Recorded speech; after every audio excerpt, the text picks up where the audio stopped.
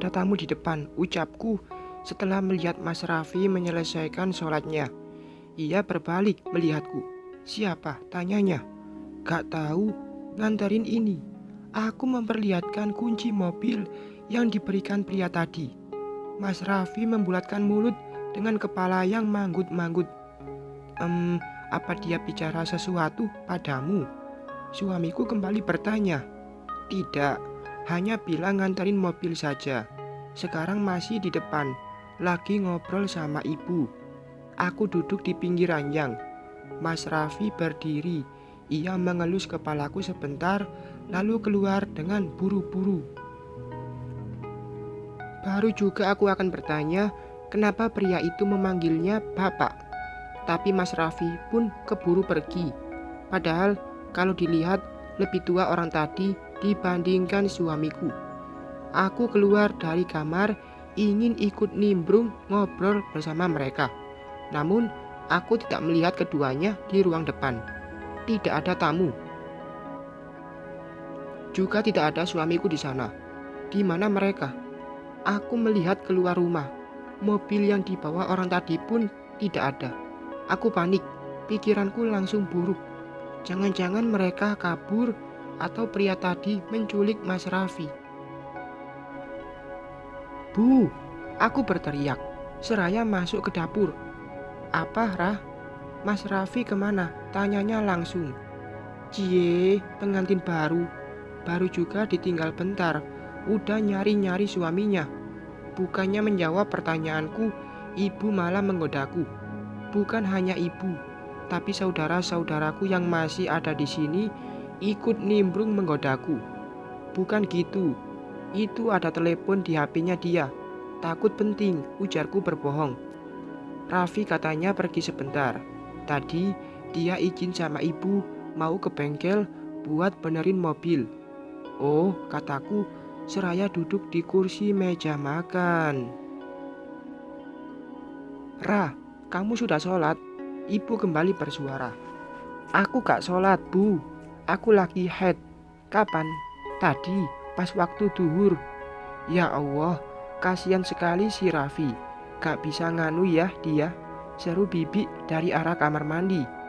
Dia yang tengah mencuci piring langsung menelengkan kepala sembari berseru. Sedangkan aku mengerucutkan bibir seraya mencomot kue yang terhidang di atas meja. Ini bukan mauku, bukan juga rencanaku.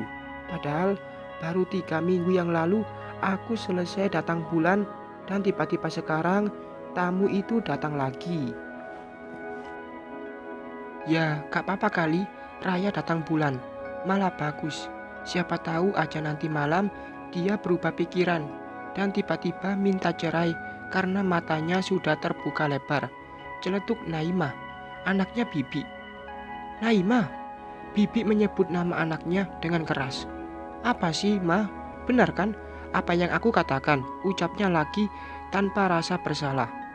Aku mengepalkan kedua tanganku, bersiap untuk memberi pelajaran pada wanita satu anak itu. Namun, ibu memegangnya, menggelengkan kepala, seraya menatapku sendu.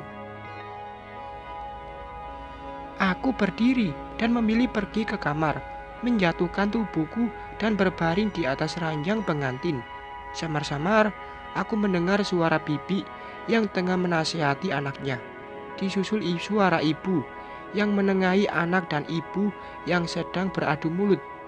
Aku mengambil bantal menutup telingaku agar tidak mendengar suara-suara yang tidak mengenakan dari bibir Naimah. Dasar tukang nyinyir, umpatku. Dari dulu dia selalu jadi saudara yang paling banyak komentar. Semua tentangku dia komentari. Bahkan dia yang paling senang saat aku berpisah dengan Arga. Dia bangga karena bisa membuktikan omongannya yang bilang kalau aku tidak pantas dengan pria seperti Arga.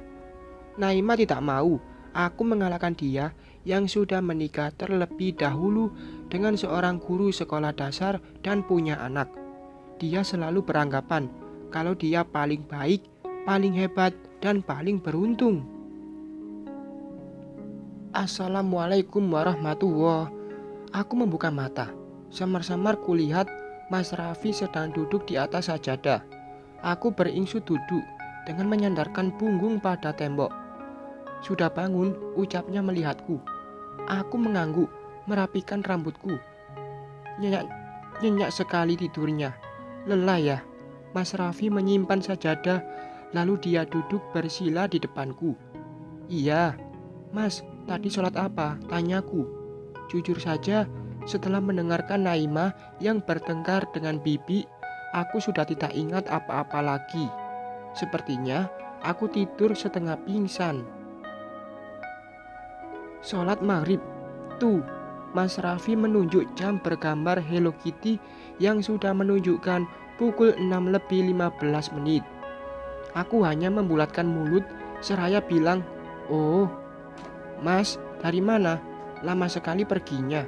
Ucapku merapikan bantal yang tadi aku lempar ke sembarang arah. Dari bengkel.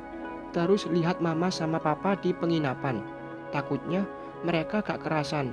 Tapi alhamdulillah mereka suka dengan tempatnya. Seandainya aku memiliki rumah yang besar, mungkin mertuaku tidak harus menginap di villa. Apalah daya, rumah peninggalan bapak ini hanya memiliki 2 kamar dengan 1 ruang tamu yang tidak terlalu besar, ruang makan yang menyatu dengan dapur, dan kamar mandi 1 untuk semua. Kok cemberut? Kenapa? Tanya Mas Raffi menatapku dengan lekat. Gak apa-apa, aku lapar. Makan yuk. Mas Raffi mengangguk. Kemudian kami keluar dari kamar bersamaan. Nak, baru saja ibu mau panggil kalian untuk makan. Mari duduk di sini, kita makan bareng-bareng, ucap ibu menyambut aku dan suamiku. Makasih Bu, maaf jadi ngerepotin ibu. Mas Raffi duduk di kursi yang ditunjuk ibu. Tidak ada yang direpotkan, ayo dimakan. Dapur sudah sepi, hanya ada ibu di ruangan ini. Itu artinya Bibi sudah pulang. Baguslah, telingaku jadi aman. Tidak harus mendengar kata-kata menyakitkan yang diucapkan Naimah. Bibi itu orangnya baik, sama seperti ibu, perhatian dan sayang padaku. Bibi juga sering membelikanku baju lebaran saat aku belum bekerja dulu. Tapi sayangnya Naimah tidak mewarisi sifat Bibi. Jangan celingak-celinguk, Ra. Iya, Bu. Selesai makan, aku dan ibu serta Mas Raffi duduk lesehan di ruang tengah, menonton televisi, seraya membuka amplop dari tamu undangan tadi. Alhamdulillah, Ra.